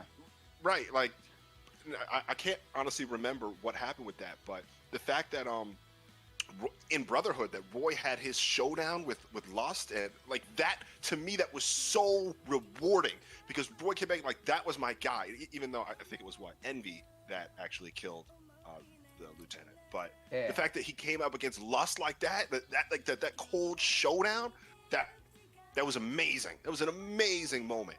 And it's not just about one character. I can't stand animes. They're just about the main character. It's never in. I don't know. That's why I have a complaint with like Blue Exorcist, right? With the original Blue Exorcist, the first season, after episode like 14, I tell people don't watch the rest of it because you can take all that shit and throw it right out the trash because of the fact that they went and rushed their ending because the manga was still ongoing and they didn't have an end or they didn't know what to do with it. So after like episode 14, after we saw when Ren gets taken away, who's the main character, and gets locked up by the Vatican, and then only freed by his friends if he promises to never turn into a demon again after fighting the brother of the Mephisto's brother who was a demon or whatever like that. I was like, after that, it goes off and rushes and goes into, hey, guess what? We're going full Son of the Devil mode, and we're going to go show that Ren's actually going to get pulled in and speak to Satan and all this, and that. And then it turns out that his brother also has the devil gene or whatever and also gets part demon and stuff like that. And they had this whole showdown with the head of the Vatican who was working in a pact with Satan and stuff like that. Crazy ending, right? Well, guess what? They ended the series, and now both brothers have the demon trait or whatever. They're both known as that, but they're both successful exorcists, all this. Guess what they did almost 5 years later? Guys, we're doing season 2 Kyoto Saga, all right? Oh. And guess what the first episode shows in, right? The brother's having these weird outbreaks, and he doesn't know if and he keeps getting himself checked to see if he has the devil gene or not. And he's just like, what? I'm just like, didn't you end the series with like the fact of that he doesn't know that he knew he had a devil? Oh, guess what? The whole second half of the first season, right out the window. It doesn't exist. No one pretend anything. That just tape it off. Just like, no. that was one of the times where I advocated for the manga because the manga expanded on everyone in the class and was so well done that you liked all those characters. They were actually really interesting characters. Yeah, I love when a story can branch off and tell other people's stories. I guess I liked One Punch Man season 2 as we were talking about. Like for one example, Hunter x Hunter. My favorite character is Kurapika. Kurapika's whole like destiny with like killing the all the assassins that were after his family. Yo, oh my gosh, like Kurapika like instantly was like, I love this guy. Like and the fact that Gon wasn't even in the show. Like he wasn't in the show for like I don't remember how many episodes it was, but I respect the fact that they say our characters are important enough that this guy doesn't even have to be here. This guy can have his own arc and a conclusion, and it's that good. To me, it's huge. Yep, and that's the way it should be. Right. That's how it should be. I was like, because later on in Blue Exorcist, we get so much of the other characters that they get their own story arcs. We get a lot more of their whole their explanation for their drives, and it expands on those characters. Yeah, you still have Ren and them to be there because he's still powerful, but you see a lot more of the resilience of the other characters showing their own strength and having a high importance for being the centerpiece of the story arcs, not just the main character. And Jay Slayer brought up a good point. He says he likes when a show ends and likes when it ends and not pretend like they're making another season when they're not. I'm looking at you, Dead Man Wonderland. I agree with that. Yeah, I was like, I like the anime. I was like, I'll go read the manga if it's really good. Like, there's a couple that I watch immediately and be like, yo, I want to read the manga right now. Read the whole thing and be like, oh, I can't wait to watch the anime now to see how it's all animated. Dead Man Wonderland made me read the manga out of spite for that anime. Because they changed two things that ruined the whole story, and I'm just like, yo, fuck that show. Oh, wow. And there's nothing wrong with preferring manga over anime in general. I still read a lot of manga, but I also watch a lot of anime. But there are some that I have to keep up with because of the fact that I know it's going to be a while for they keep up with it. I'm looking at you, domestic girlfriend, just saying. That's on like chapter 260 something now. I was like, and where the anime ended while I liked it, I'm just like, yo, I was like, you need to speed up if you could catch up to this. I was like, I need more of this. But that's just kind of where things are with all of this, right? So, I think, did we hit the last topic? All right, so last topic, and I'm going to let you kind of give your thoughts on this, right? So, the final thing is, right? Shueisha. Oh, Shueisha. Oh, yeah, I was trying to go through this article. So, if anyone here knows what Shueisha is the parent company that is the publication for things like Weekly Jump, Shonen Jump, and Jump Plus. Those are their big magazines. Well, they're a very big publication there in Japan, and one of the big names in the manga industry. Well, they typically go around to different universities and other places to do all sorts of different what's the word? They do a lot of workshops and seminars for universities, for people aspiring to go into the manga industry and be part of the official publications and stuff like that, right? Well, oh, music! Thank you so much for the embers! Thank you so much for the support, music. I love you. And I love Cutie. Y'all are gonna get my meat on the table. I'm just saying. Thanks, y'all. Yeah, thanks for the support, guys. Absolutely appreciate you. Now what was I saying? Right, Shueisha is known to do a lot of big seminars and workshops for people who want to make it into the professional manga business, right? Well, recently at a unnamed university, because they're not gonna say, there was a question that was asked during one of their seminars: is it possible for a female to be one of their editors-in-chiefs for Shonen Jump? And the representative that was running the seminar said, absolutely. If a woman wants to be one of our editor-in-chiefs, they absolutely can. However, they have to know the desires and heart of young boys. Oh, boy. That led a massive controversy saying that Shueisha is acting very sexist about a lot of things. And they came out with the fact of hey, we've had women editors and stuff like that, but whenever someone comes into manga publication, they work as an editor, we put them in a spot where they think that they fit best based on what they know and where their talents lie, which is understandable. But when you're looking at it, they compared it to like women's fashion magazines. Whether you're male or female, you have to understand women's fashion.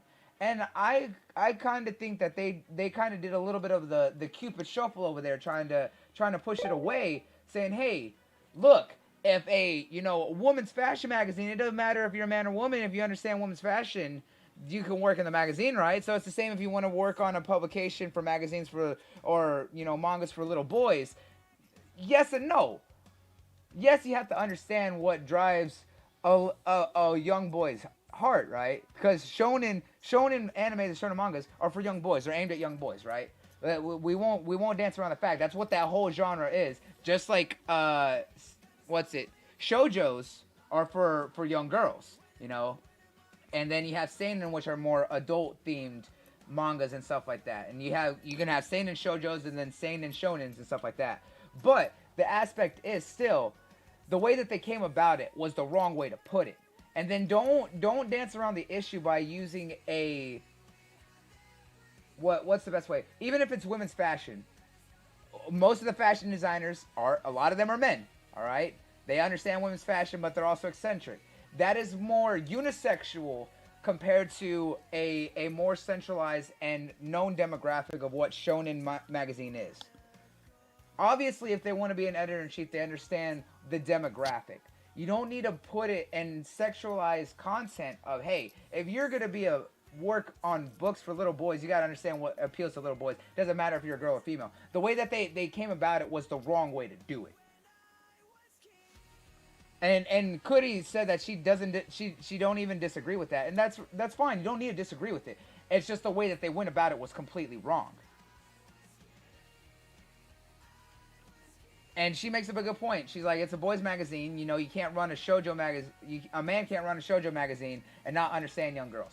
You're not wrong, but you're absolutely right. They do have to do, but the way they went about the delivery of that message was done wrong.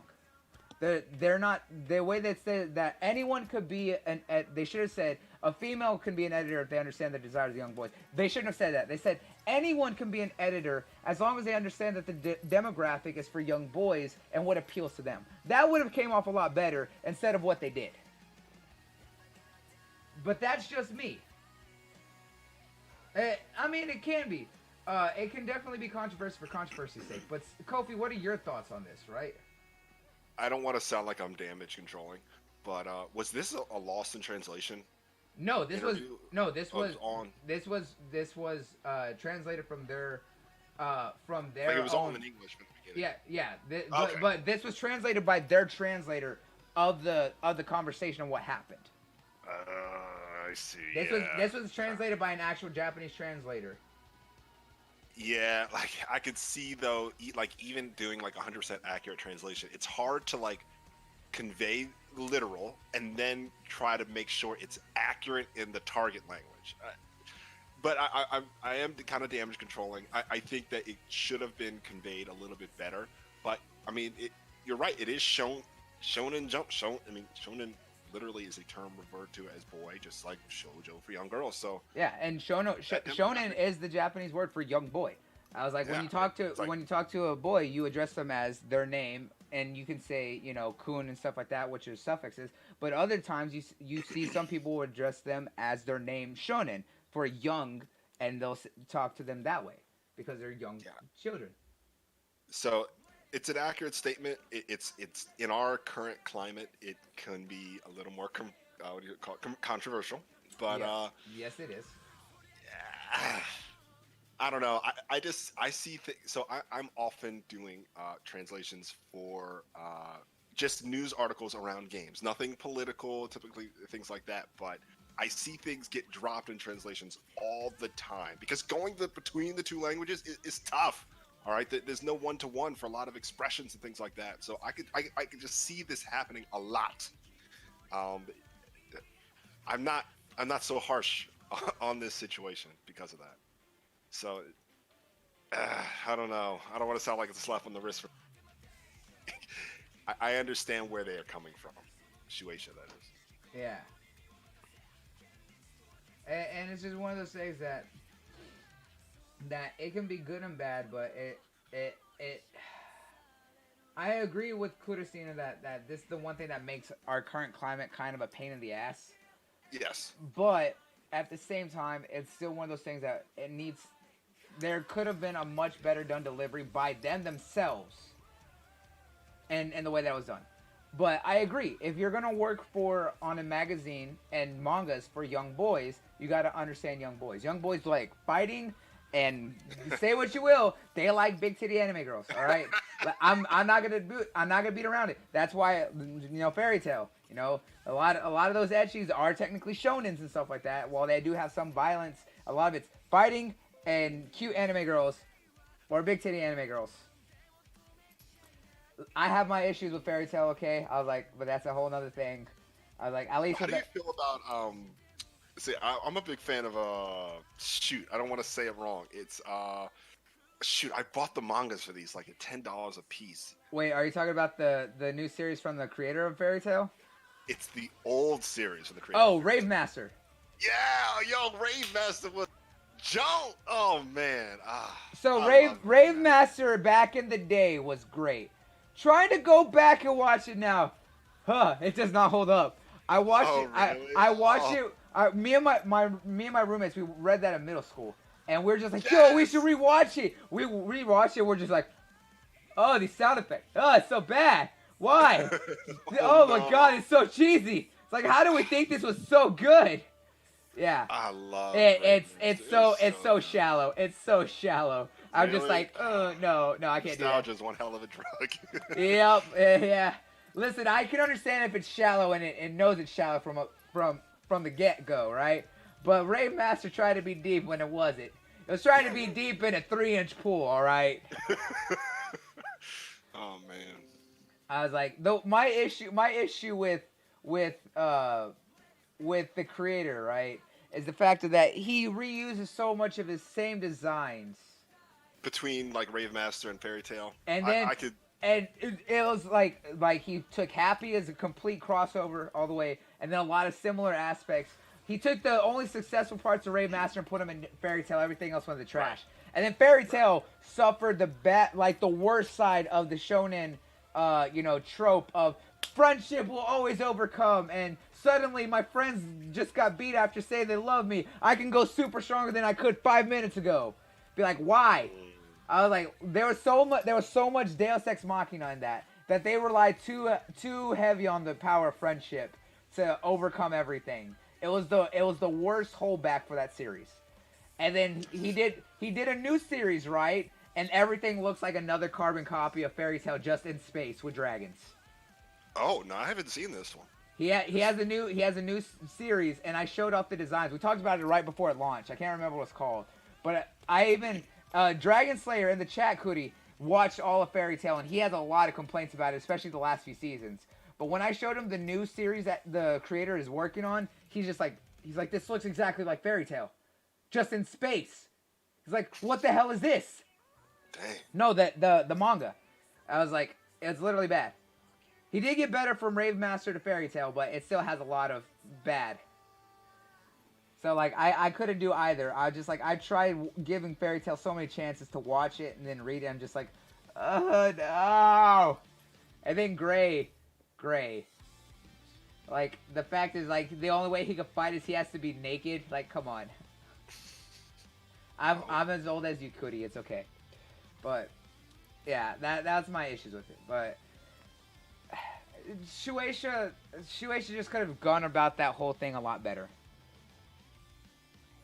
That's just my thing. They could have just done a whole lot better.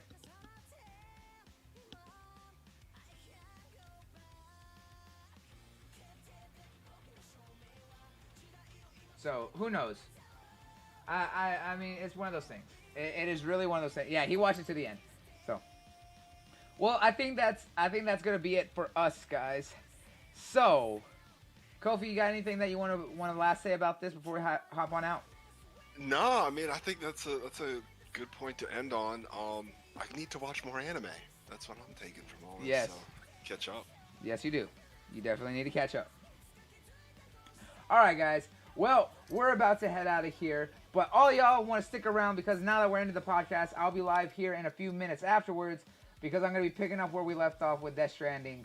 I'm going to do one last stream with it for the weekend, and then I'm going to stream something else tomorrow on Sunday, and then we'll be back with it sometime next week. But we're going to do one last playthrough of it for the weekend, so we'll be back with it right in about 5 minutes. I'm going to go grab some food and talk with y'all because I know there's some people here who want to see more about it and get more into it. So we're going to do that. But Kofi, let them know where they can find you at, my dude. Yeah, man, you can find me on Twitter as creative_Kofi. I apologize. I don't do a lot of anime on my Twitter, but I do translations for Famitsu and Dengeki PlayStation Magazine. Scans, I post the scans in the timeline, and I'll do simple translation reviews for those articles. It's 4 times a month.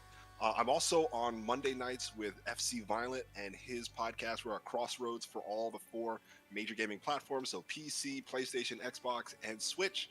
And that's at 7 p.m. Eastern. And so definitely catch me down there. I was say yes. Go show my guy FC some love. I was like, that's my boy. I was like, I need to come back out there. I need to come back on one day. I was like, I need to. Yeah, you do. I was say, I know everyone's trying to gun for my title. I remember when you, you and everyone else with Pharaoh and all them tried to come after the Anime King's title, and I shut you all down on your little debate segment. Yeah, I think you're still the only person who won a debate as a guest. Yeah, that's right. Day. I was like, I'm amazing. I was like, he brought up the topic that was perfect for me, and I pulled it out because of the fact that's my genre. Like, so your boy's holding it down no matter where he is, people. I was like, but I need to get FC to come on out here. I was like, I know we had who was it? One of your boys on here actually not that long ago. From VGP? Yeah. Because you asked him if he wanted. You asked him if he wanted to come on when you weren't here one week. Oh yeah, Omar. Yeah, Omar. We had Omar come out on here.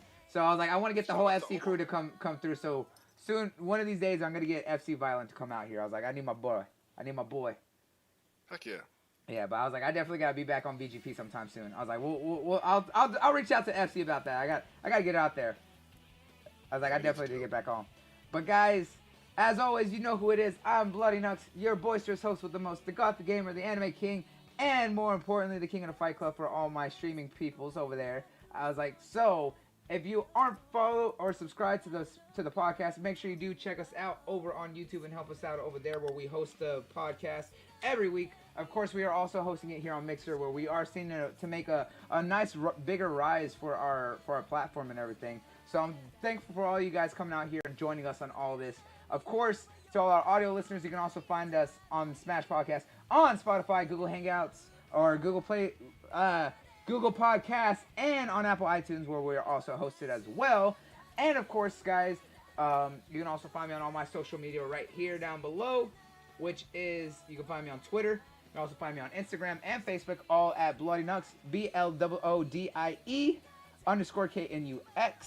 So make sure you follow me all there, so that way you get live notices whenever I'm going live with the podcast here.